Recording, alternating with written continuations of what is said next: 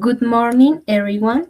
Today we are going to present our work about the freeze drying process applied to fruits, specifically strawberry, mango, and banana.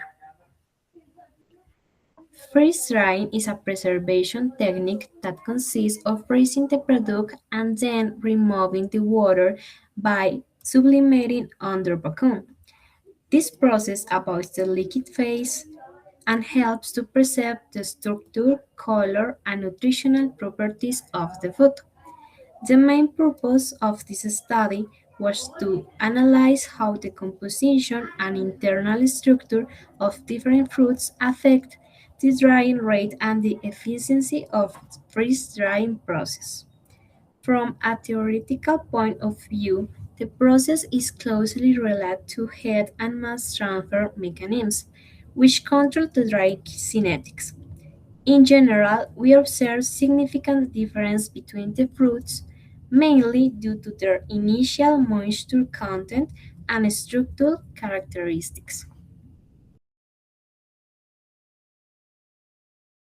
Now I will present the objectives of this work. The main objective was to evaluate the influence of the composition and structure of different fruits on the freeze-drying kinetics, and to understand the process in terms of moisture removal and quality preservation. The specific objectives include describing the main stages of freeze drying, freezing, primary drying, and secondary drying, and relating these stages to heat and mass transfer principles. Additionally, we aimed to evaluate the effect of freeze drying on the organoleptic properties of the fruits, such as texture, color, and flavor, and to quantify changes in mass and moisture over time.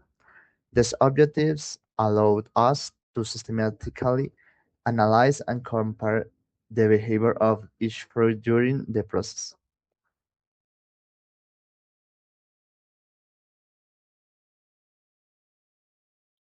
In this section, I will focus on the experimental results related to mass loss and moisture content. During the freeze-drying process, we observed that strawberry showed the highest mass loss, reaching approximately 90%, followed by mango with 76% and banana with 71%. These differences can be explained by the internal structure of the fruits. Strawberry has a more porous structure, which facilitates water removal during the sublimation.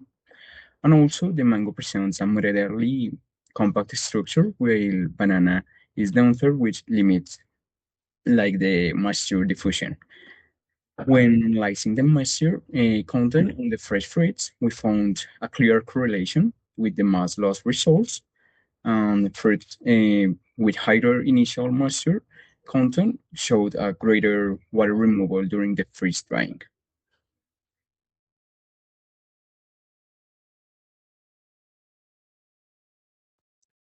Next, I will present the cinetic analysis of the freeze drying process. Using the mass data over time, we calculated the moisture content on a dry basis and the moisture ratio, MR, which allows comparison between fruits with different initial moistures level. The MR versus times curves show a rapid decrease at the beginning of the process, which corresponds to the primary drying stage, whereas sublimation is dominant. When plotting LNMR versus time, nearly linear behavior was observed in the primary drying region. This allowed us to estimate the drying constant K. The results indicate that mango and banana have higher drying constant than strawberry, meaning they dry faster. This is mainly due to their lower initial moisture content. In the final stage corresponding to secondary drying, the results should be interpreted careful because fewer experimental data points were available.